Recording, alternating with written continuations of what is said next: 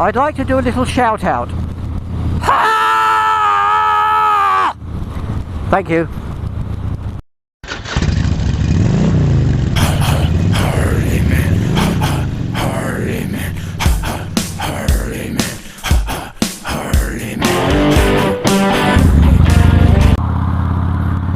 Hello people!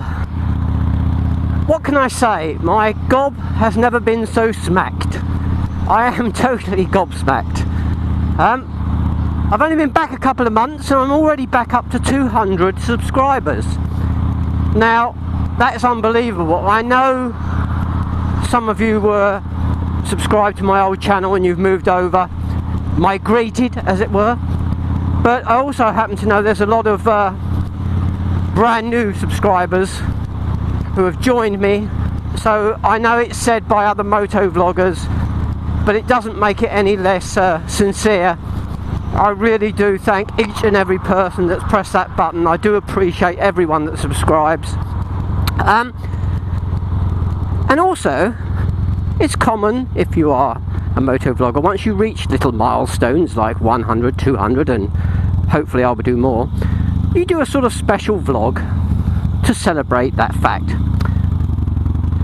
And what many of you might not know is that once upon a time, and it was only once, and I'll explain why, I donned a tank top and a pair of flares and I went off to a local university where I delivered a lecture to the students. No, I didn't say I lectured at the students, I delivered a lecture.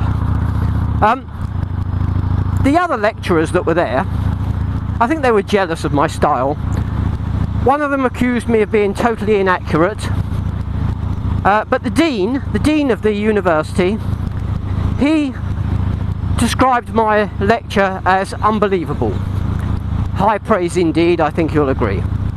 So what I would like to do on this special 200 subs vlog is to give you a little informative and educational lecture on the subject of one of our greatest detectives, Mr. Sherlock Holmes. Okay, I got that wrong, haven't I? Shylock. No, that's from Shakespeare. Merchant of Shylock. Sherlock, that's it, Sherlock. Sherlock Holmes. So, if you're all sitting comfortably, pin back your luggles, and here we go. Sherlock Holmes, even as a small boy, realised that he could solve puzzles very easily. Not the little wooden ones with a few pieces. He could do the really complicated ones, the really difficult ones with lots of sky and no clouds for reference. He could do them standing on his head. Well, not literally standing on his head, otherwise he would have joined the circus. No, the circus wasn't for Sherlock. Sherlock moved to London, took up residence at 222 Baker Street, where he set up as a detective. Now, Sherlock's powers had increased with age. He could look at a young lady and tell her exactly what she had for breakfast. Now that's something I can do, mainly because in my household the breakfast is usually down the front of the person concerned. But Sherlock would go further. Someone would walk into his chambers, he would say, "Judging by your gait, sir, I deduce from your pronounced limp," that is L-I-M-P, pronounced limp, "that you have hurt your leg. I furthermore deduce that at some time this morning you have brushed your teeth, and that your mother was a woman." "That is amazing, Mr. Holmes.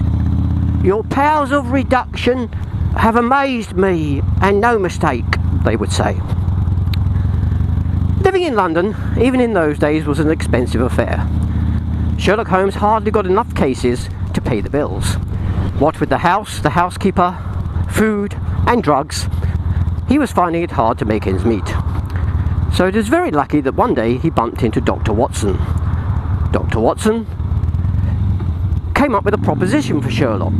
He said, "How about, Sherlock," he probably didn't say how about, but what about I come along with you on your escapades, I document them, we get them published, you become more famous, you earn more money, then you can buy as many drugs and violin strings as you want. Now, Sherlock Holmes was never one to look a gift house in the shed. So he said, yes, but there's one condition, my dear fellow. If we have to go and stay away, which I frequently do, we will have to stay in separate rooms. There will be no hanky-panky. I'm not one of those sort of men. I'm glad to hear it, said Dr. Watson. Nor am I.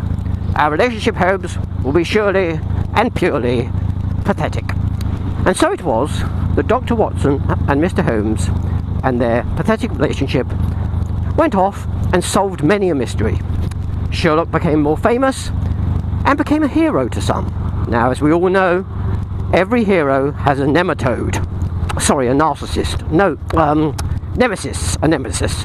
Every hero has a nemesis. And Sherlock's nemesis was one Harry Marty. Now, Harry was quite dangerous because he was almost, not quite, but almost as intelligent as Sherlock. He would set Sherlock devilishly difficult puzzles to solve, and he'd get really pissed off because Sherlock would solve them.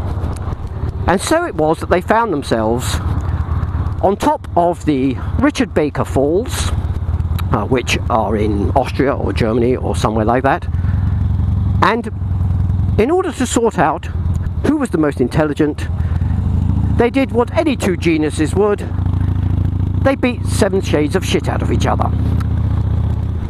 In the ensuing struggle, both Harry Marty and Sherlock slipped over the edge into the watery depths below and were no more.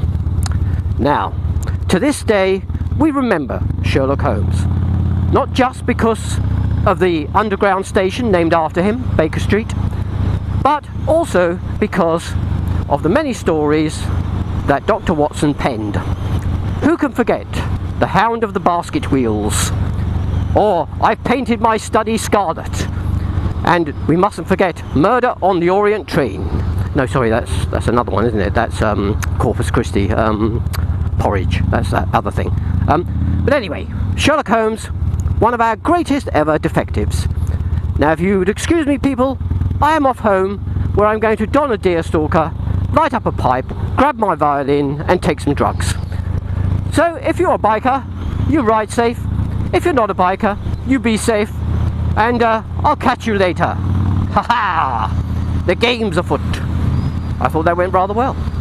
I even avoided the lemon entry joke. Bum ba dum ba dum ba dum ba dum.